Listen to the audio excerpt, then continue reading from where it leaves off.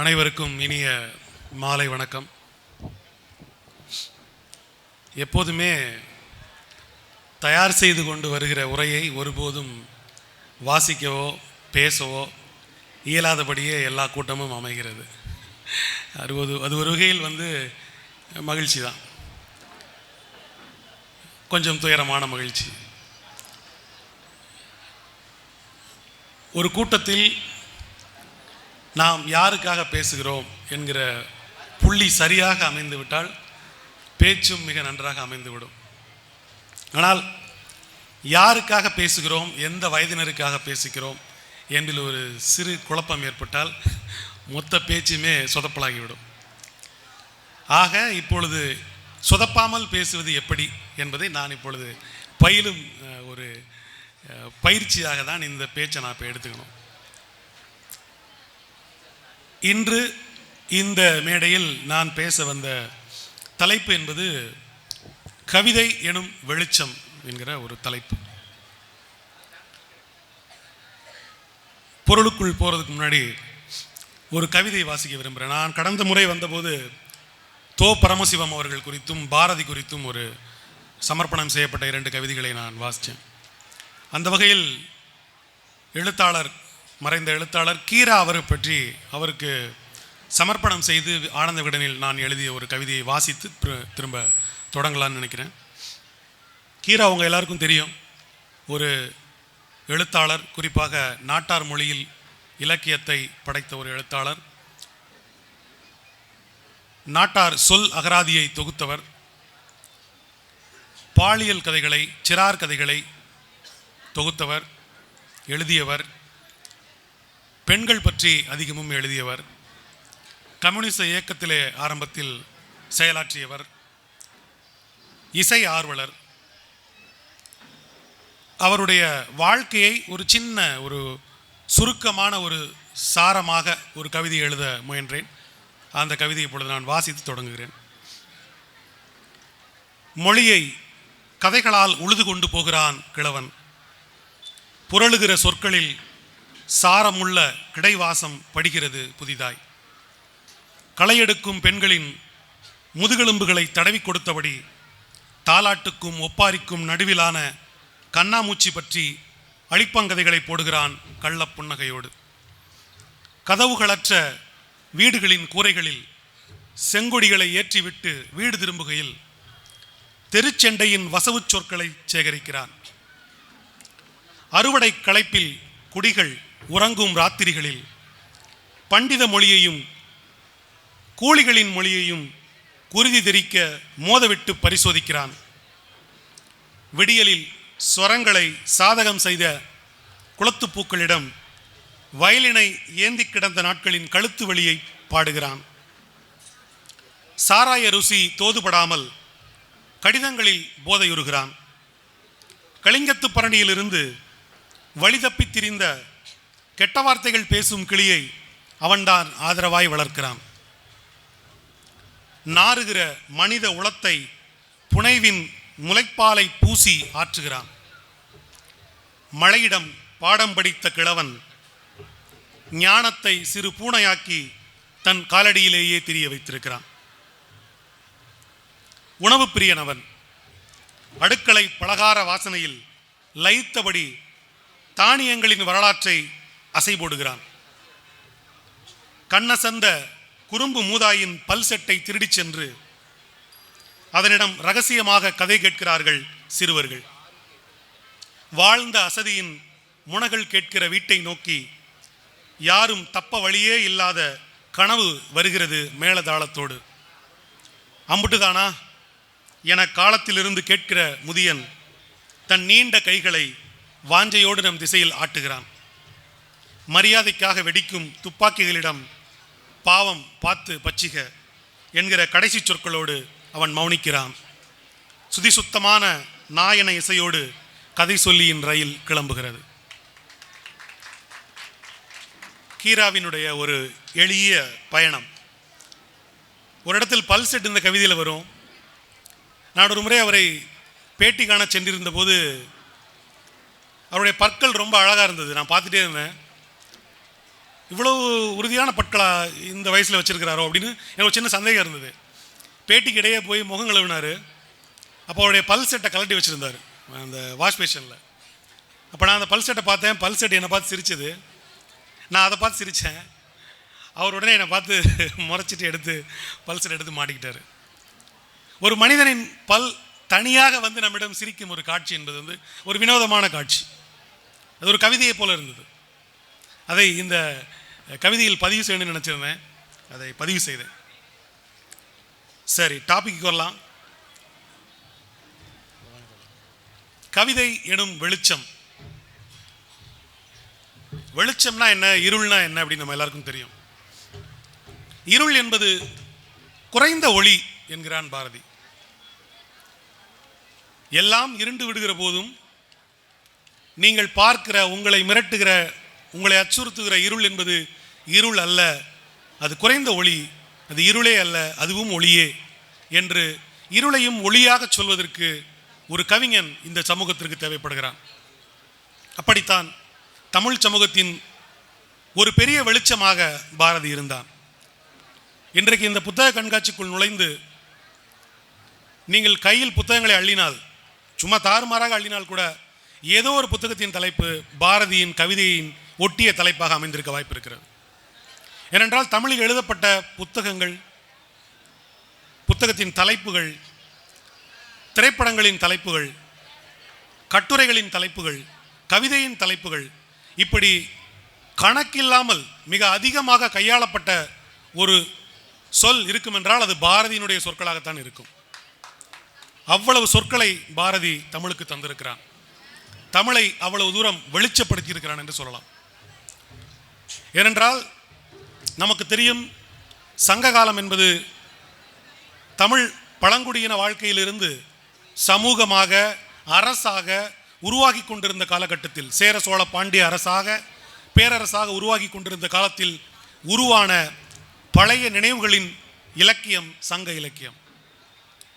ஒரு சமூகம் உருதிரண்டு அது நிலைத்து வாழ்வதற்கான மிக முக்கியமான நீதியை, அறத்தை போதித்த காலகட்டம் உங்களுக்கு தெரியும். நீதி இலக்கியம் என்று சொல்லப்படுகிற சங்க மருவிய காலம் என்று சொல்வார்கள், இருண்ட காலம் என்று அதை வேறு வகையில் பெயர் சூட்டுவார்கள்.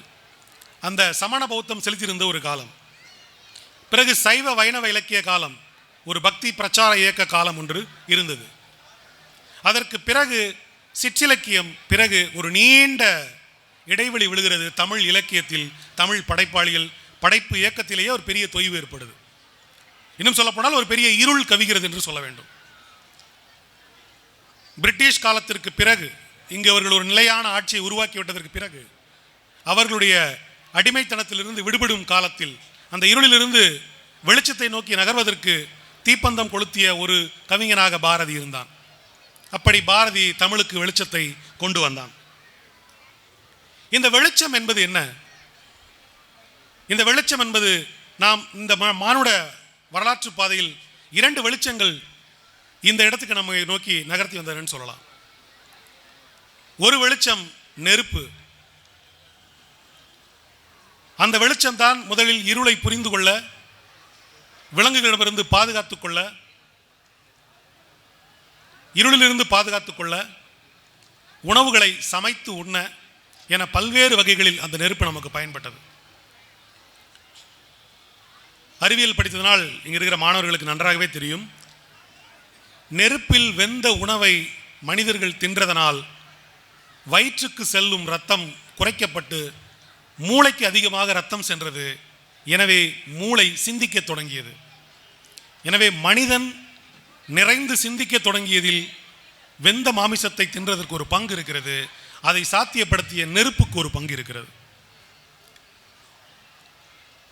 இந்த நெருப்பு வேக வைத்த உணவை மனிதனுக்கு தந்து அவன் மூளைக்கு அதிகம் ரத்தம் சென்று அவன் மூளையில் ஒரு ரத்தம் பிறந்தது, ஒரு நெருப்பு பிறந்தது.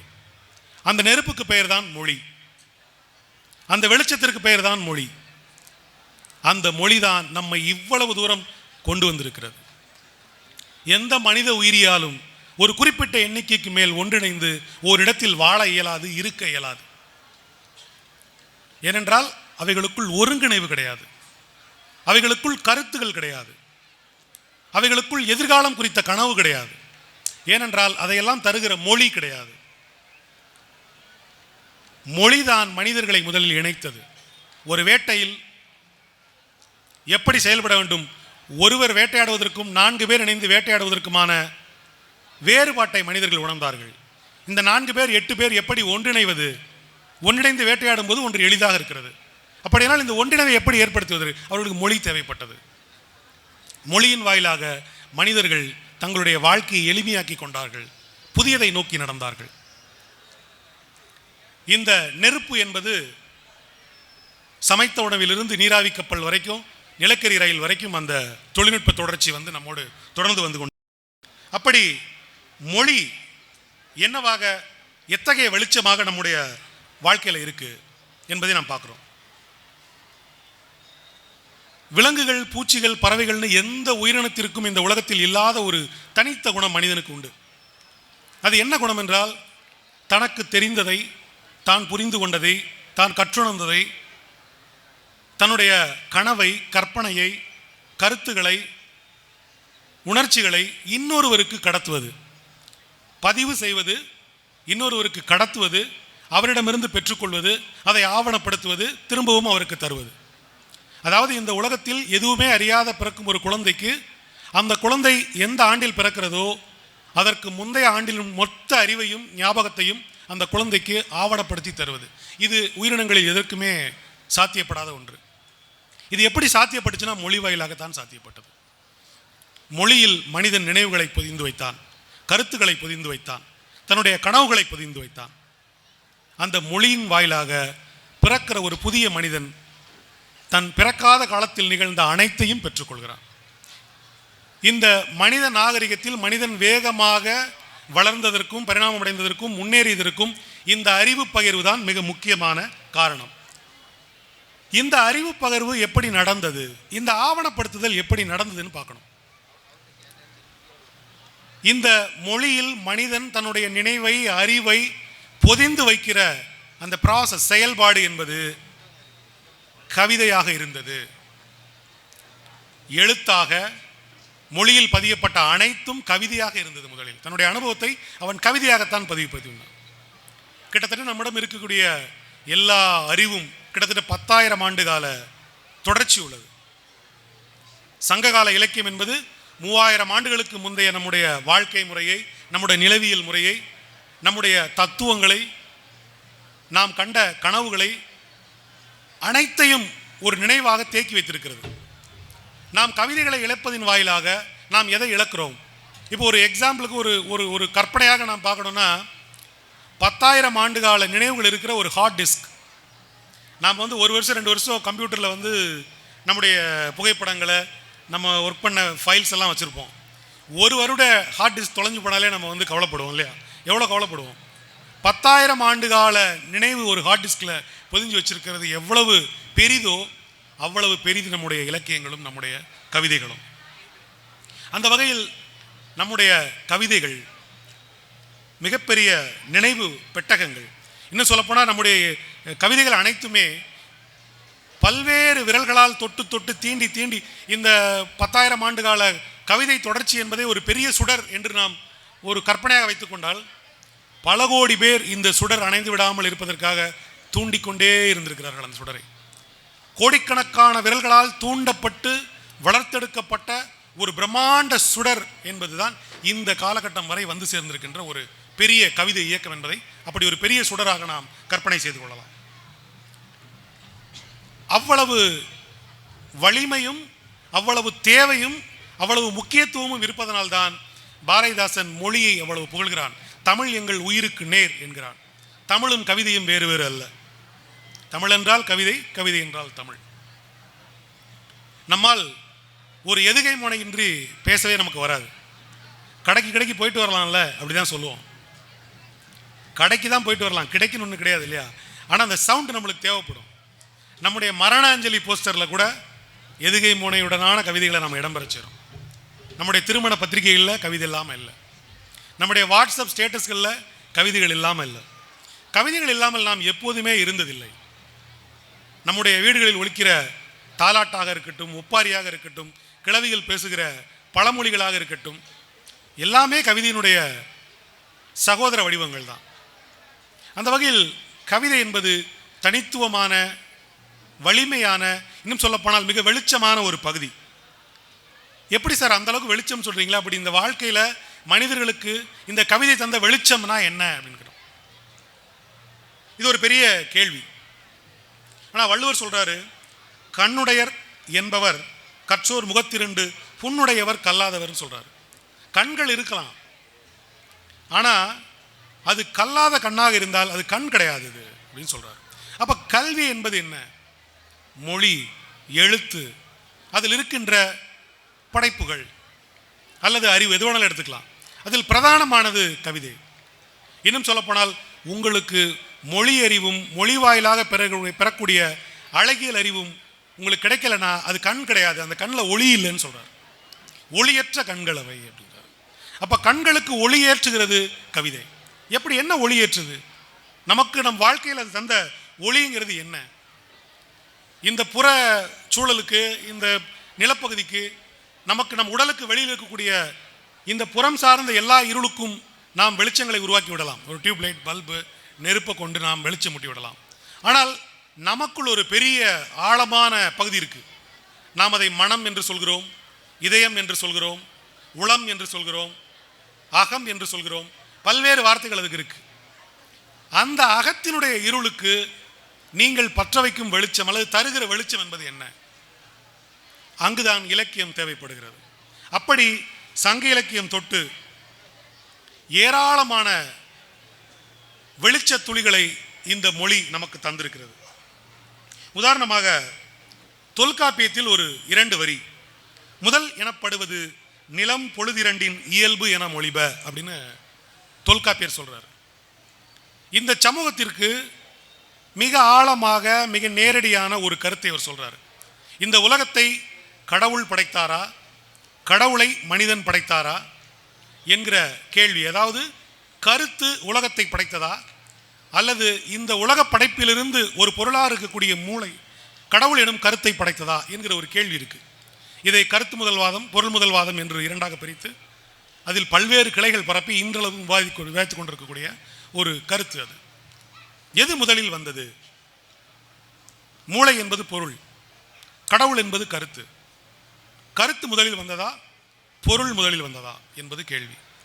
இது இன்றைக்கு நாம் ஒரு விவாதமாக வைத்தால் கூட பாதி பேர் இந்த பக்கமும் பாதி பேர் அந்த பக்கமும் இருப்பாங்க. அப்படிப்பட்ட ஒரு பெரிய விவாதம்.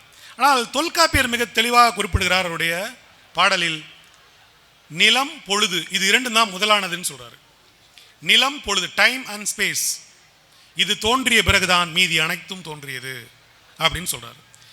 இதை இன்னும் ஊர்ஜிதப்படுத்தும் விதமாக திணைகள் பகுக்கும் பொழுது, திணைகளில் உரிப்பொருள் கருப்பொருள் வைக்கும் பொழுது, கருப்பொருளில் பறவைகள், உணவு, மரம், பெயர், யாழ், பண், இப்படி வாழ்க்கைக்கு தேவையான பொருள்களை அடுக்குகிற இடத்தில் கடவுளையும் கொண்டு வந்து வைக்கிறார் தொல்காப்பியர்.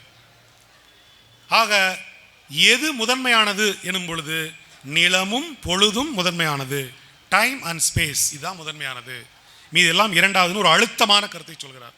இது ஒரு பொருள் முதல்வாத சார்புடைய கருத்து நான் நம்புகிறேன். அந்த வகையில் ஒரு தமிழ் மாணவருக்கு தொல்காப்பியர் தருகிற ஒரு வெளிச்ச சுடர், ஒரு வெளிச்சம், அதை கையில் ஏந்தி கொள்ளலாம். எல்லா சொல்லும் பொருள் குறித்தனவே என்று ஒரு சொல்லை சொல்கிறார். இந்த மொழியில் பொருள் இல்லாத சொல் என்று ஒரு சொல் இல்லவே இல்லை என்று கான்கிரீட்டாக சொல்கிறார். அப்படியே பின்னாடி வந்தோம்னா வள்ளுவர் வராரு. இன்றைக்கு செம்மொழி மாநாட்டிற்கு பிறகு, என்னுடைய கணிப்பு சரியாக இருக்கலாம், தப்பாக இருக்கலாம், செம்மொழி மாநாட்டுக்கு பிறகுதான் இந்த வரி ரொம்பவே ஆழமாக பரவலாக ஜனநாயகப்படுத்தப்பட்டது. பிறப்பொக்கும் எல்லா உயிர்க்கும் என்கிற ஒரு வள்ளுவனின் சொல். அதற்கு முன்பும் கூட கல்வியாளர்கள் மத்தியில், பகுத்தறிவாளர்கள் மத்தியில் அது இருந்தது. ஆனாலும் வெகுஜன மத்தியில் கலைஞர் எழுதிய அந்த பாடலின் வாயிலாக அது ஒரு புகழ் பெற்றதாக அல்லது ஜனரஞ்சகமாக போய் சேர்ந்தது. பிறப்பொக்கும் எல்லா உயிர்க்கும், இது ஒரு ஸ்டேட்மெண்ட், இது ஒரு வெளிச்சம். இந்த உயிர்கள் பிறப்பால் சமமானவை, அதில் வேற்றுமையே கிடையாது என்பது இந்த சமூகத்திற்கு வள்ளுவர் தரக்கூடிய ஒரு ஒளி, ஒரு வெளிச்சம். இன்னொரு குறளில் அவர் சொல்கிறார், தெய்வத்தான் ஆகாதெனினும் முயற்சிதன் மெய் வருத்த கூலி தரும். தெய்வமே ஆகாது என்று சொல்லிவிட்டால் கூட உன் முயற்சி அதை சாத்தியப்படுத்தும்னு தலைகீழாக்கம் செய்கிறார். அதுவரை முதல் குறளில் அகர முதல எழுத்தெல்லாம் ஆதி பகவன் முதற்றே உலக என்கிற, அதாவது பகவான் இன்றி எதுவுமே நடப்பதில்லை என்று முதல் குறளை சொல்லிவிட்டு இடையில் கடவுளே இல்லை என்று மறுத்தாலும் உன் முயற்சிக்கு ஒரு பலன் இருக்குன்னு சொல்றார். இதில் ஆதி பகவனா பகலனா என்ற பல்வேறு சர்ச்சைகள் ஆராய்ச்சிகள் இருக்கு. அது ஒரு புறம் இருக்கட்டும். ஆனால் இந்த ஸ்டேட்மெண்ட் ரொம்ப முக்கியமாக இருக்கு. இன்னொரு எனக்கு ரொம்ப பிடித்த ஒரு குறள், மயிர் நீப்பின் வாழா கவரிமான் அன்னார் உயிர் நீப்பர் மானம் வரின். ஒரு மயிர் உதிர்ந்து போச்சுன்னா செத்து போகிற கவரி என்கிற ஒரு வகையை போல மானம் போச்சுன்னா மனிதன் இறந்து விடுகிறான். ஒரு அறமுள்ள மனிதன் இறந்து விடுகிறான். தற்கொலை செய்து கொள்ள தூண்டுகிற ஒரு மானம் போச்சுன்னா செத்துப்போன்னு சொல்லக்கூடிய ஒரு ஸ்டேட்மெண்ட். இதுவும் வள்ளுவன் இந்த வாழ்க்கைக்கு தரக்கூடிய ஒரு வெளிச்சம் நான் நம்புறேன். தீதும் நிறைய சொல்லுவோம், அதாவது யாது முறை யாவரும் கேளிருங்கிறதும் எல்லாரும் சொல்கிற ஒன்று. தீதும் நன்றும் பிறர் தர வாரா என்பதும் அப்படிப்பட்ட ஒரு சிறிய வெளிச்சம்தான். நாம் ஆர்க்கும் குடியல்லோம் நமனை அஞ்சோம் என்கிற சொல்லும் அப்படிப்பட்ட ஒரு வெளிச்சம், அகவெளிச்சம் தரக்கூடிய ஒரு சொல். நான் யாருக்கும் அடிமை கிடையாது, எவனை கண்டும் அஞ்ச முடியாது, பணிவோம் அல்லோம், யாருக்கும் நாங்கள் பணிய மாட்டோம் என்கிற சொல்லும் ஒரு தனி மனித அகத்திற்குள் அல்லது ஒரு பெரிய சமூகத்திற்குள் ஒரு கவிஞன் பற்ற வைக்கிற ஒரு சிறிய அக்னி குஞ்சு, ஒரு சிறிய நெருப்பு துண்டம். இறைச்சி தோல் எலும்பிலும் இலக்கமிட்டு இருக்குதோ என்கிற ஒரு சிவவாக்கியாருடைய பாடல் உங்க எல்லாருக்கும் தெரிஞ்சிருக்கும். சாதி பேசுகிற மதம் பேசுகிற ஒரு இடத்தில் எலும்புல சதையில என்ன சாதின்னு எழுதியிருக்கா என்று ஒரு சித்தர் கேட்கிறார். இந்த சித்தர் தருவது ஒரு சிறிய நெருப்பு துண்டம். பாரதி சொன்னா ரௌத்ரம் பழகு என்று. ரௌத்ரம்னா நம்மளுக்கு தெரியும், கோபம் இல்லையா? கோபத்தை ஒரு தற்காப்பு கலையை போல, ஒரு விளையாட்டை போல, அல்லது உன் உடலில் ஒரு உறுப்பை போல அதை பழக்கு என்று சொல்கிறான் பாரதி. இதுவும் சமூகத்திற்கு ஒரு கவிஞன் தந்த சிறிய வெளிச்ச புள்ளி அல்லது ஒரு வெளிச்சம், ஒரு நெருப்பு துண்டு. மனிதர்கள் தங்களுடைய அக வெளிச்சத்திற்கு பத்திரப்படுத்திக் கொள்ள வேண்டிய சின்ன சின்ன சின்ன சின்ன நெருப்பு துண்டங்கள் இவை. நெருப்பு கண்டுபிடிக்கப்பட்ட காலத்தில், அதாவது மனிதன் கண்டுபிடிக்கல நெருப்பை, ஆனால் நெருப்பு கிடைச்சது அவனுக்கு. காட்டு தீக்களின் வாயிலாக நெருப்பு கிடைச்சது. அதை எடுத்து பத்திரப்படுத்திக்கிட்டான். நெருப்பை எப்படி உருவாக்கணும் தெரியாது. அப்படி உருவாக்க தெரியாத காலத்தில் மிகப்பெரிய செல்வமாக நெருப்பு தான் இருந்தது. ஏதோ ஒரு பானையில் ஏதோ ஒரு ஒன்றில் நெருப்பை பாதுகாத்துக்கிட்டே வருவாங்க. அந்த நெருப்பு யாரிடம் இருக்கிறதோ அந்த சமூகம் பெரிய சமூகமாக இருந்தது. பிறகு நெருப்பு கண்டுபிடிக்கப்பட்ட பிறகு அது மிக எளிமையான ஒன்றாக மாறுச்சு. அதே போல நெருப்பு கண்டுபிடிக்கப்படாத காலத்தில் மனிதனுக்கு நெருப்பு எவ்வளவு அவசியமாக இருந்ததோ அதுபோல மனிதன் தன்னுடைய அக வெளிச்சத்திற்காக தன் இதயத்துக்குள் பத்திரப்படுத்திக் கொள்ள வேண்டிய சொற்கள் இவை, வெளிச்சம் தருகிற கவிதை சொற்கள் இவை நான் நம்புறேன். இளையராஜாவை ஒரு முறை நான் பேட்டி கண்டேன், இசைஞானி இளையராஜா அவர்களை. அப்போது நான் அவர்கிட்ட கேட்டேன், நீங்கள் எத்தனையோ இசைக்கருவிகளை இசைச்சிருக்கிறீங்க, ஆனால் உங்களுக்கு பிடித்த இசைக்கருவி எதுன்னு கேட்டேன். அவர் சொன்னார் மனம் அப்படின்னு சொன்னார். என்னுடைய மனம்தான் மிகச்சிறந்த இசைக்கருவி அப்படின்னாரு. மிகச்சிறந்த ஒரு பதில் அது. ஏனென்றால் எல்லா இசைக்கருவிகளும் இசைப்பதற்கு முன்பாகவே அந்த இசையை அவருடைய மனம் இசைத்து பார்க்கிறது. அது இசைத்த பிறகுதான் இசைக்கருவி இசைக்கிறது. மிக நுட்பமான ஆழமான அழகான ஒரு பதில் அது. இன்னொரு இடத்தில் ஒரு பதில் சொல்லியிருப்பார். அது இயக்குனர் கௌதம் வாசுதேவனுடைய ஒரு நேர்காணல். அதில் இளையராஜா கிட்ட கேட்குறாங்க, அன்னக்கிளி படம் வந்தபோது உங்களுடைய பாடல்கள் பட்டி தொட்டியெல்லாம் பரவுச்சு, திடீர்னு கோடிக்கணக்கான மக்கள் உங்களுடைய இசையை ரசிக்க ஆரம்பிச்சாங்க, இது எப்படி நடந்தது, இது எப்படி சாத்தியமாச்சு, அதை எப்படி நீங்கள் புரிஞ்சுக்கிட்டீங்க அப்படின்னு கேட்டாங்க. அப்போ ஒரு பதில் சொன்னார், ஒரு இசைக்கருவியை ஒரு குறிப்பிட்ட லயத்துக்கு டியூன் பண்ணிட்டு அந்த இசைக்கருவியின் கொஞ்ச தூரத்தில் இன்னொரு இசைக்கருவியை அதே லயத்துக்கு டியூன் பண்ணிட்டு ஓரமாக வச்சுட்டு ஒரு கருவியை இசைத்தால் இன்னொரு கருவியும் அதிரும்னு சொல்றாரு. இது சயின்ஸ் அப்படின்னு சொல்றாரு. இரண்டு இசைக்கருவிகள் ஒரே லயத்துக்கு டியூன் பண்ணப்பட்டிருக்கும் போது ஒன்றினுடைய அதிர்வலை இன்னொன்றிலும் அதிர்வை ஏற்படுத்தும் அப்படின்னு சொல்கிறார். அந்த வகையில் என்னுடைய இசை தயாராகிற போது அதற்கு முன்பாகவே அதை கேட்கிறவர்களுடைய மனம் டியூன் பண்ணப்பட்டிருக்கு. இந்த சமூகத்தாலேயோ இயற்கையாலேயோ ஏதோ ஒரு பெரும் சக்தியினாலேயோ மக்களினுடைய மனம் டியூன் பண்ணப்பட்டிருந்துச்சு. என்னுடைய இசை சரியாக வந்து சேரவும் இரண்டும் ஒரே ஒத்திசைவில் துடிக்க ஆரம்பித்தது அல்லது அதிர ஆரம்பித்தது, அது பிடித்து போனது அப்படின்னு ஒரு விஷயம் சொல்கிறார். கவிதையும் அப்படித்தான். கவிதையை சொல்கிறவர் வாசிக்கிறவர் என்ன லயத்தில் இருக்கிறாரோ அதே லயத்துக்கு கேட்பவருடைய மனமும் டியூன் ஆகலைன்னா அது அதிராது, அங்கே அந்த மேஜிக் நடக்காது. ஆகவே கவிதைகளை பற்றி பேசும்போது, கவிதைகளை வாசிக்கும்போது கேட்பவர்களுடைய மனம் டியூன் பண்ணப்பட வேண்டியது ரொம்ப அவசியமானது. ஆனால் டியூன் பண்ணுவது என்பது மிகச் சிரமமான காரியம். மனங்கள் தன்னளவில் டியூன் ஆகணும், யாரோ ஒருத்தர் அதை டியூன் பண்ண முடியாது. இசைக்கு அது ரொம்ப ஒரு எளிமையான ஒரு விஷயம். பூங்காத்து திரும்புமா ஏன் பாட்ட விரும்புமா, இப்போ எல்லாருக்குமே பிடிச்சிருக்கோம் இல்லையா? உடனே மைண்டு டியூன் ஆகிடும், உங்களுடைய ஹார்ட் டியூன் ஆகிடும். ஆனால் பேச்சுக்கு டியூன் ஆகாது. எனக்கு இசைக்கு அப்படி ஒரு வசதியான ஒரு சிறப்பம்சம் இருக்குது. உடனே டியூன் பண்ணிடும், அந்த இடத்துக்கு போயிடுவோம், ஒரு சோகமான ஒரு மூடுக்கு போயிடுவோம். இன்னொரு சந்தோஷமான பாடலை பாடணுன்னா, அந்தி மழை பொழிகிறது ஒவ்வொரு துளியிலும் முன்முகம் தெரிகிறது. இப்போது முதல் பாடல் நான் பாடினோடனே டக்குன்னு உங்கள் மூடு ஒரு சோகத்துக்கு டியூன் ஆகிருக்கும். அந்தி மழைன்னு சொன்னால் உடனே வேற ஒரு மூடுக்கு டியூன் ஆகும். இப்படி இசையால் ஒருத்தருடைய மனதை டியூன் பண்ணலாம், சொற்களால் டியூன் பண்ணுறது கொஞ்சம் கஷ்டம்தான்.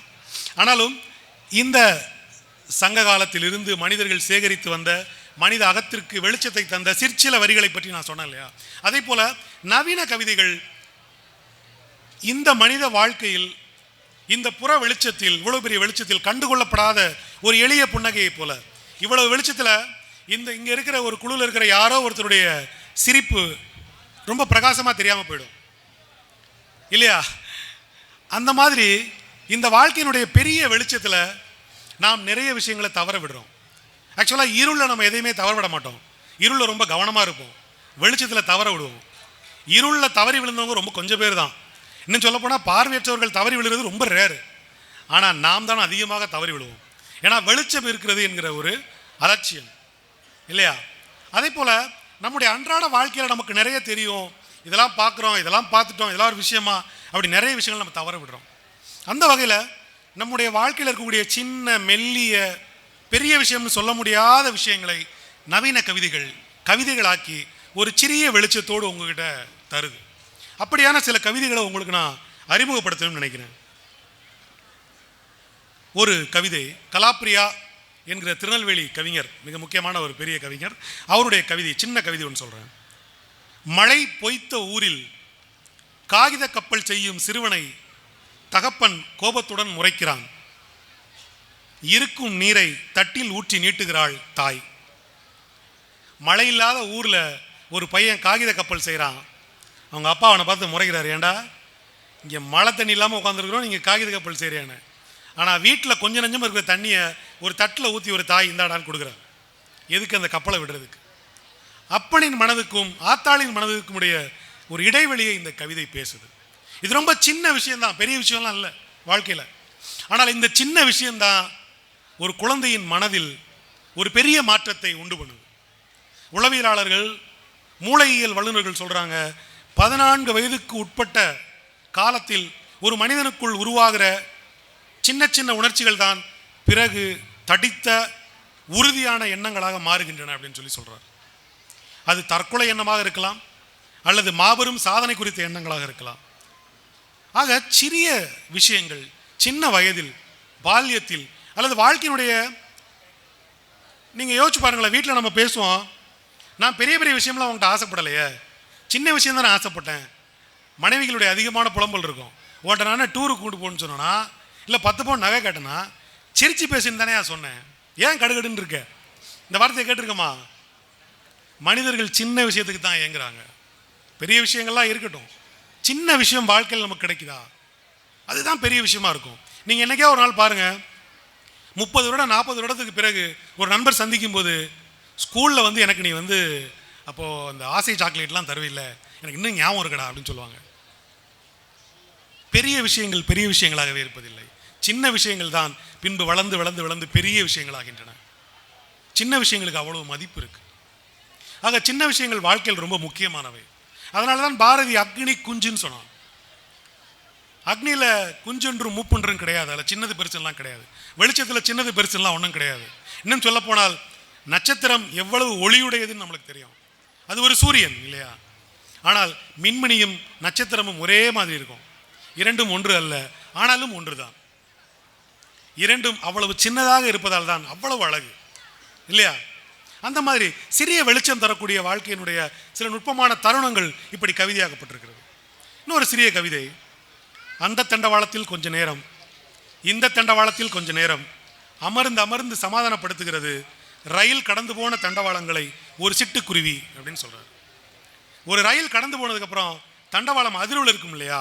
அப்போ ஒரு குருவி ரெண்டு தண்டவாளத்திலையும் மாறி மாறி உட்காந்து சரி சரி சரி சரி ஒன்றும் இல்லை ஒன்றும் இல்லை ஒன்றும் இல்லை சரி சரி சரி சரி ஒன்றும் இல்லை ஒன்றும் இல்லை ஒன்றும் இல்லைன்னு அது சாந்தப்படுத்துவதாக அவர் அந்த கவிதையிலே சொல்கிறார். ஒரு குருவி தண்டவாளத்தில் மாறி மாறி அமர்ந்து செல்வது அதனுடைய இயல்பாக கூட இருக்கலாம். ஆனால் கவிஞர் சொல்கிறாரு அது தண்டவாளத்தை சாந்தப்படுத்துகிறதுன்னு சொல்கிறார். இங்கே தான் மனித கண்களுக்கு ஒரு புதிய வெளிச்சம் கிடைக்கும். தண்டவாளத்தை யாராவது சாந்தப்படுத்த முடியுமா? ஒரு இரும்பு துண்டை சாந்தப்படுத்த முடியுமா? ஆனால் கவிஞன் இரும்பு துண்டத்தை சாந்தப்படுத்துகிறான். ஒரு கவிதை இரும்பு துண்டத்தை சாந்தப்படுத்துகிறது. இதுதான் ஒரு இந்த வாழ்க்கைக்கு ஒரு புதிய வெளிச்சத்தை தருகிற ஒரு காட்சி. வெளிச்சம் பற்றிய ஒரு கவிதை வாசிக்கிறேன். பா. திருச்செந்தாழை என்கிற ஒரு கவிஞருடையது. மிகச் சரியான அளவில் திரியில் சுடர் வைப்பது ஒரு கலைதான். அம்மா எப்போதும் ஒரு நீர்த்துளி போல மின்னும்படி சுடர் வைப்பார். தூரத்து உறவு பெண் ஒருத்தி மயில் தோகையை போல எப்படியோ மஞ்சளும் பச்சையுமாக தளல வைப்பாள். பெரிதும் யாருடனும் பேசாத கூட வேலை பார்க்கும் பெண் வைக்கின்ற சுடர் யோசித்து யோசித்து உதிரும் ஒரு சொல்லை போல திக்கி திக்கி நிற்கிறது எப்போதும் அப்படின்னு சொல்றார். சுடர்களை பற்றி பேசுகிறார். நம்ம எவ்வளவோ சுடர்கள் பார்த்துருக்கோம். நம்முடைய வீட்டில் விளக்கு, கார்த்திகை விளக்குகளை ஏற்றும்போது பார்த்துருக்குறோம். நிறைய சுடர் வகைகள் இருக்கு. முதல் சுடர் ஒரு நீர்த்துளி போல இருக்குன்னு சொல்றாரு, அம்மா ஏற்றுறது. தூரத்து பெண் ஒருத்தி எப்படியோ மயில் தொகை போல ஒரு சுடரை ஏற்றா அப்படின்னு சொல்றாரு. ஆனால் கூட வேலை பார்க்குற ஒரு பெண், அவள் எப்பவும் நிறைய பேர்ட்டு பேச மாட்டா, நிறைய பேச மாட்டா. அந்த பெண் வைக்கிற சுடர் ஏதோ உதிர்ந்து விழக்கூடிய ஒரு இலையை போல அப்படியே நின்று நின்று மினுக்கு மினுக்கு நெறியுது, ஏன் தெரில அப்படின்னு சொல்லி அவர் அந்த கவிதையை முடிக்கிறார். சுடர்களினுடைய மொழியை, சுடர்களுக்குள் மனித தன்மையை கொண்டு வருகிற ஒரு கவிதை இது. அந்த பெண் வைக்கிற தீபம் கூட திக்கி திக்கி திக்கி ஒளிர்கிற தன்மையை அந்த கவிதைக்குள்ள அவர் சொல்றார். ஒரு சிறிய வெளிச்சம், வேறொரு வகையில் வெளிச்சம் தரக்கூடிய ஒரு கவிதை அது.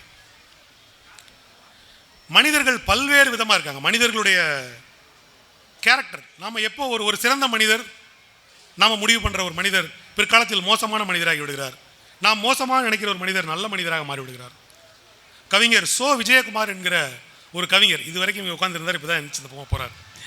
அந்த கவிஞர் எழுதிய ஒரு கவிதை மறுபக்கம் தெரியும் வரை அப்படின்னு ஒரு கவிதை. ஒருவருக்கு முன்பாக அல்லது ஒரு கூட்டத்திற்கு முன்பாக மாயாஜாலம் செய்பவன் வித்தையின் ஒரு புறத்தை காட்டுகிறான். மாயாஜாலம் நிகழ்கிறது. நமக்கு முன்பாக அல்லது ஊருக்கு முன்பாக நான் உனக்கும் நீ எனக்கும் எதிரெதிரே அற்புதமாக இருந்தோம் அப்படின்னு அந்த கவிதை முடியுது. மேஜிக்ங்கிறது ஒரு புறம் தெரிகிற வரைக்கும் தான். இன்னொரு புறம் தெரியும் போது அந்த மேஜிக் நிகழாது. அது இன்னும் சொல்ல போனால் குரூரமாக கூட இருக்கலாம். மனிதர்களை நாம் பாதியாக தெரிந்து வைத்திருக்கும் பொழுதுதான் அந்த அற்புதம், அந்த மேஜிக் நிகழ்கிறது. இன்னொரு பக்கம் அந்த மேஜிக் எப்படி நிகழ்கிறது என்பதை காட்டும் பொழுது அது மிகச் சாதாரணமாக ஒன்றாக ஆகிவிடுகிறது. எனவே மனித உறவில் நாம் ஒரு புறத்தை மட்டும் காட்டி மேஜிக் செய்து கொண்டிருக்கிறோம் என்கிற ஒரு உளவியல் பற்றிய ஒரு சிறந்த சிறிய கவிதை. நக்கீரன் என்பவருடைய சூழலியலாளர் நக்கீரன், அவரை பற்றிய அவர் எழுதிய ஒரு கவிதை, ரொம்ப மிக முக்கியமான சூழலியல் கவிதை இது. பியானோ இசைக்காத இசை என்ற ஒரு கவிதை. ஒரு மாபெரும் இசைக்கலைஞன் பியானோவை இசைத்துக் கொண்டிருக்கிறான். பல்வேறு பறவைகளின் கூட்டிசையால் அரங்கையே ஒரு கானமாக்குகிறான். எனக்கு இசை குறித்தோ அதன் நுட்பங்களை குறித்தோ ஏதும் தெரியாதுதான். ஆனாலும் பியானோவின் தாளக்கட்டைகள் குறித்து நன்கு அறிவேன். அதனை செய்வதற்காக வெட்டப்பட்ட ஒரு ஜெலுத்தோங் மரத்தையும் அறிவேன். அது வெட்டப்படுவதற்கு சற்று முன்னர் வரை அதன் உச்சியில் கூடு கட்டியிருந்த இருவாச்சி பறவைகளையும் அறிவேன். அறியாதது அம்மரம் வெட்டி வீழ்த்தப்பட்டவுடன் காற்றையே கணக்கச் செய்த இருவாச்சியின் அந்த அடர் சோக கூவலை இந்த பியானோவில் இந்த மாபெரும் இசைக்கலைஞன் இறுதி வரை ஏன் இசைக்கவே இல்லை அப்படின்னு கேட்குறார். எனக்கு ஒரு இசைக்கலைஞன் பியானோவை இசைச்சுக்கிட்டு இருக்கான். அந்த இசையால் அந்த அரங்கத்தையே ஒரு காடு போல மாற்றுறான். எனக்கு இசை குறித்தெல்லாம் ஒன்றும் தெரியாது. ஆனால் எனக்கு ஒன்று தெரியும், இந்த பியானோவுடைய தாளக்கட்டைகள் எதில் உருவாக்கப்படுதுன்னு தெரியும். அது ஜெலுத்தோங் மரத்திலிருந்து உருவாக்கப்படுது. அந்த மரத்தை பற்றி எனக்கு தெரியும். அந்த மரம் வெட்டப்படுறதுக்கு கொஞ்ச நேரத்துக்கு முன்னாடி வரைக்கும் அதில் கூடு கட்டி இருந்த இருவாச்சி பறவையை பற்றி தெரியும். அது வெட்டப்படும் போது அது விழுந்து கதர்னு ஒரு குரல் இருக்கு இல்லையா, அது எனக்கு தெரியும். எனக்கு தெரியல, இந்த பியானோவில் அந்த இருவாச்சி பறவையினுடைய அந்த கூவலும் கதறலும் ஏன் கேட்கவே மாட்டேங்குதுன்னு ஒரு கேட்குறாங்க. நாம் பியானோ இசைக்கு மயங்குகிறோம், ஆனால் பியானோ கட்டைகள் செய்யப்படுவதற்கு பின் இருக்கக்கூடிய இருவாச்சி பறவைகளின் கண்ணீர் கதையை ஒரு கவிஞன் வெளிச்சம் போட்டு இங்கு காட்டுகிறான். பியானோ பல்வேறு விளக்குகளுக்கு மத்தியில் வெளிச்சமாக இருக்கிறது. இருவாச்சி பறவையின் மரணம் எங்கோ இருளில் நிகழ்ந்து விட்டது. கவிஞன் அந்த இருவாச்சி பறவையின் வாழ்க்கைக்கு வழிக்கு ஒரு புதிய வெளிச்சத்தை தன் கவிதையின் மூலமாக தருகிறான். கவிஞன் இப்படித்தான் இந்த சமூகத்தில் வெளிச்சத்தை நிகழ்த்தி கொண்டே இருக்கிறான். வண்ணதாசனுடைய ஒரு 4 வரி ஒரு வித்தியாசமான பார்வை கோணத்துக்கான ஒன்றா நான் இதை எப்பவும் சொல்லுவேன். மனிதர்கள் வாசற்படியில் நிற்பதை பார்த்த யாரோதான் புகைப்படங்களுக்கு சட்டம் இடுவதை தொடங்கி இருக்க வேண்டும் அப்படின்னு சொல்றாரு. வாசல்ல ஒருத்தர் நிற்கிறத பார்த்துருப்போம், நம்ம நிலை இருக்கும், நிலையை பிடிச்சி ஒருத்தர் நிற்கிறத பார்த்துருப்போம். இதை பார்த்த யாரோ தான் ஃபோட்டோவுக்கு ஃப்ரேம் பண்ணுறதை ஆரம்பிச்சிருக்கணும்னு சொல்கிறாரு. எவ்வளோ அற்புதமான ஒரு பார்வை இல்லையா? நம்ம எத்தனையோ பேரை வாசலில் நின்று பார்த்துருக்கோம், ஆனால் ஒரு ஃபோட்டோ ஃப்ரேமாக அதை நம்ம நினச்சி பார்த்ததே இல்லை. அது வண்ணதாசனுடைய கண்களுக்கு மட்டும் வெளிச்சமாகப்பட்டிருக்கிறது. அவர் கிளிக் அப்படின்னு பண்ணி அந்த அந்த தருணத்தை அவர் தன் வெளிச்சத்தால் அதை புகைப்படத்தை எடுத்துக்கொண்டார். அதை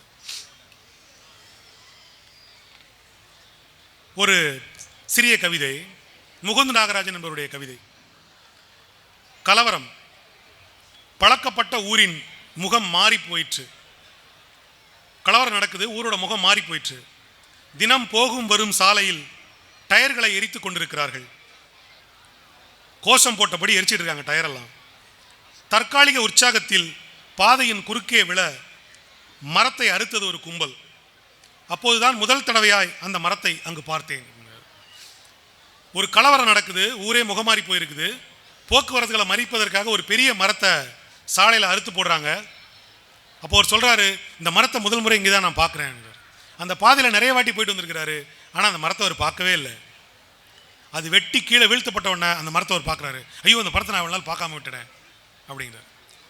ஒரு கலவரம் நடக்குது, மரம் சாய்க்கப்படுகிறது. இங்கே ஒரு பொலிட்டிக்கல் போயமாக இதை நம்ம நினைப்போம், ஒரு அரசியல் இங்கே சொல்ல போகிறாருன்னு நினைக்கிறோம். ஆனால் அவர் பரிதாபப்படுறாரு அங்கே வெட்டி வீழ்த்தப்படுகிற ஒரு மரத்தை.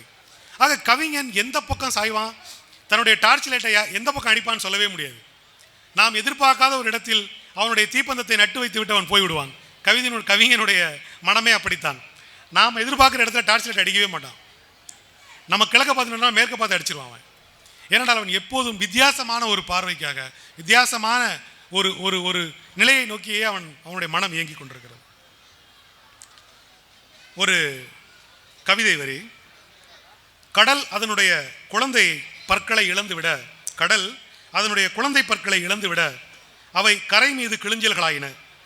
ஒவ்வொரு நாளும் அதற்கு புதிய பற்கள் முளைக்கின்றன. ஒவ்வொரு இரவும் அது அப்பற்களை அதிகமாக இழக்கவும் செய்கிறது. கடல் தனது பற்களை கரையில் பரப்பி வைக்க அதனின்றும் ஒரு கையளவு சேகரித்து நான் வீட்டிற்கு கொண்டு வந்தேன். ஆதலால் கடலினுடைய புன்னகையில் ஒரு பகுதியை என்னால் பத்திரப்படுத்தி வைக்க முடிந்தது அப்படின்னு கவிஞர் சொல்கிறாங்க. ஆமி லுட்விக் வாண்டர் வாட்டர் அப்படிங்கிற ஒரு கவிஞர். அதாவது கடலில் ஒதுங்கக்கூடிய சிப்பிகளை அவர் கடலினுடைய புன்னகை அப்படின்னு சொல்கிறார். கடற்கரையிலிருந்து அள்ளி வரக்கூடிய ஒரு 10 சிப்பிகளை கடலினுடைய புன்னகையை நான் பத்திரப்படுத்தி விட்டேன் என்று சொல்கிறார். இது ஒரு புதிய பார்வை. கடலில் கரையொதுங்குகிற சிப்பிகளை நாம் ஒருபோதும் கடலின் புன்னகையாக நம்ம பார்த்ததே கிடையாது. இப்படி நாம் அன்றாடம் பார்க்கிற ஒன்றை வேறொன்றாக பார்க்க நமக்கு ஒளி தருகிற ஒருவன் தான் கவிஞன், ஒளி தருகிற ஒன்றுதான் கவிதை. Every child is an artist. The problem is how to remain an artist once we grow up. Pablo பிகாசோடைய ஓவியர் பாப்லோ பிகாசோடைய வரி இது. மனிதன் குழந்தையாக பிறக்கும்போது அவன் கலைஞனாகவே தான் பிறக்கிறான். அவன் எப்படி அந்த கலைத்தன்மையோடு தொடர்ந்து வளர்வது என்பதுதான் பெரிய பிரச்சனையாக இருக்குது. இன்னைக்கு காலையில் பஸ்ஸில் வரும்போது நான் விழித்து வெளியில் பார்க்கும்போது ஜன்னல் ஓரமாக ஒரு 12-16 சக்கர லாரி போயிட்டு இருந்துச்சு. அதில் காற்றாலை காத்தாடி இருக்கு இல்லையா, பிரம்மாண்ட காத்தாடி, அது போயிட்டு இருந்துச்சு. அப்போ நான் அப்போ உடனே ஒரு பேனா எடுத்து கிறுக்கி எழுதினேன். 16 சக்கர லாரிகளில் காற்றாலை காற்றாடியின் இறக்கைகள் எடுத்து செல்லப்படுகின்றன. அதை வைத்து விளையாடும் அளவுக்கு ஒரு பெரிய சிறுவனாய் நான் வளர வேண்டும் என நினைத்து கொண்டேன் அப்படின்னு எழுதினேன். வளரும் பொழுது நாம் குழந்தைமை இழந்து விடுவோம். வளரும் போதும் நாம் ஒரு குழந்தையாக இருப்பது சாத்தியமே இல்லை. எனக்கு உண்மையிலேயே தோன்றியது, அந்த காத்தாடியை பார்க்கும் பொழுது அதை வைத்து பிஸ்னஸ் செய்ய வேண்டும் என்றோ, நாம் இப்படி ஒரு ஆலையை நிறுவ வேண்டும் என்றோ, அல்லது இது எவ்வளோ பெரிய பிரம்மாண்டம் இல்லையா, இது எவ்வளோ பெரிய இன்ஜினியரிங் இல்லையா என்று தோன்றவில்லை. அந்த காத்தாடியை வைத்து விளையாட வேண்டும், ஒரு சிறுவனை போல விளையாடணும்னு நினச்சேன். ஆனால் அப்படி விளையாடுவதற்கு எந்த வாய்ப்பும் இல்லை. நான் ஒரு பெரிய சிறுவனாக இருக்க வேண்டும்.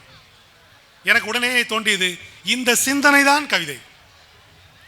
இந்த காற்றாடியை வேறு எப்படி என் கண்களுக்கு தெரிந்திருந்தாலும் அது கவிதை ஆகாது.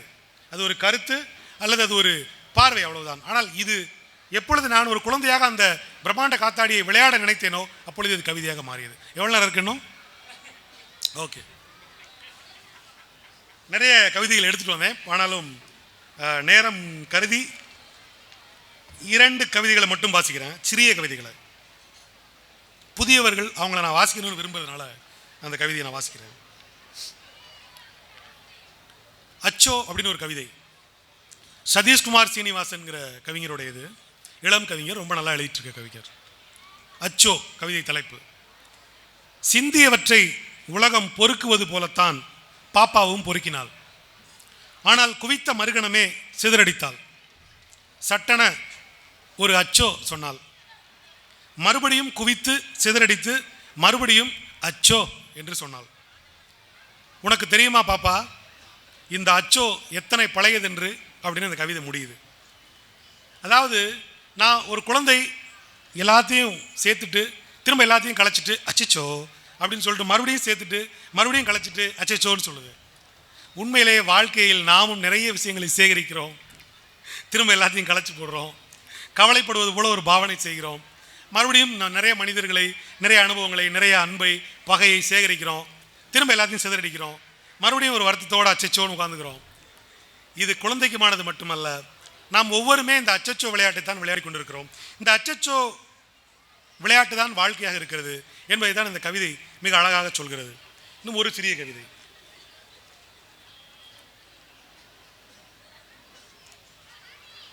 ரொம்ப ஒரு முக்கியமான கவிதை. வீடு காலி பண்ணுறதை பற்றிய ஒரு பார்வை. நம்ம எல்லாருமே வீடு காலி பண்ணியிருப்போம், வாடகை வீடுகளை காலி பண்ணியிருப்போம். அது எவ்வளவு துயரமானது என்பதை பற்றிய ஒரு கவிதை இது. நத்தை கதை கவிதை. எவர் கண்ணிலும் பட்டுவிடாமல் பெயர நினைத்தோம், இடம்பெயர நினைத்தோம். எனவேதான் குட்டி யானையில் சாமான்களை ஏற்றிய கையோடு நீல நிற படுதாவால் போர்த்தினோம். ஒரு வீடை காலி பண்ணுறதுங்கிறது, அதை குட்டி யானையில் ஏற்றுறதுங்கிறது நம்ம மூடுறோம் இல்லையா? ஏன் மூடுறோன்னா, கிட்டத்தட்ட அந்த பொருள்கள் எல்லாம் நம்முடைய நிர்வாணங்களைப் போல பல்லளித்தபடி இருக்கும். மேல் வீட்டிலிருந்து பார்க்குறவங்களுக்குலாம் தெரியும் என்ன பண்ட பாத்திரம் வச்சுருக்காங்க, என்ன வச்சுருக்காங்க. நம்முடைய வீட்டில் இருந்த பொருட்களை வேனில் ஏற்றப்பட்டிருக்கும் போது பார்ப்பது ஒரு நிர்வாணத்தை பார்ப்பது போல இருக்குது. உடனே அதை போர்த்துறாங்க. எங்கள் வாழ்வின் எந்த பொருளேனும் பல்லிழிக்கிறதா என எல்லா கோணங்களிலும் பார்த்தோம். எதுவுமே வெளியே தெரியவில்லை, அவ்வளவு கச்சிதமாக மூடப்பட்டிருந்தது. வண்டியில் ஏறி அமர்ந்தவுடன் நான் எனது சட்டைக்குள்ளும் அம்மா எனது சேனைக்குள்ளும் ஒளிந்து கொள்ள வாகனம் சிறிய சினங்களுடன் கிளம்பியது. நினைவுகளுக்குள் சென்று எதையோ எடுத்து வந்தவளாய் கம்மிய குரலில் நத்தை கதை ஒன்றை சொல்வதாக கூறி ஆரம்பித்தாள். வண்டி கிளம்புதோ அவங்க அம்மா சொல்கிறாங்க, ஒரு நத்த கதை இருக்குடா அப்படின்னு சொல்கிறாங்க. கதை முடிஞ்சிருச்சு. கதை முடிவில் நான் கேட்டேன், அம்மா நத்தை கதை என்று சொன்னீர்கள், ஆனால் இது நத்தை கதையே வரவில்லையே அப்படின்னு கேட்குறான் அந்த பையன். அம்மா சொல்கிறாங்க, மகனே, அது வழியெல்லாம் திரவம் கசிய வீட்டை முதுகில் சுமந்து கொண்டு எங்கேயோ போய்கொண்டிருக்கும் அந்த சனியனுக்கு அதற்கே நேரம் சரியாக போய்விடும். அப்புறம் முக்கியமான ஒன்று, நத்தை கதை எனில் அதில் கண்டிப்பாக நத்தை இருக்க வேண்டும் என்ற எந்த அவசியமும் இல்லை அப்படின்னு என் தாய் முடிக்கிறார். நாம் ஒரு நத்தையை போன்றவர்கள்ங்கிறத இந்த தாய் இந்த கவிதையில் சொல்கிறார்.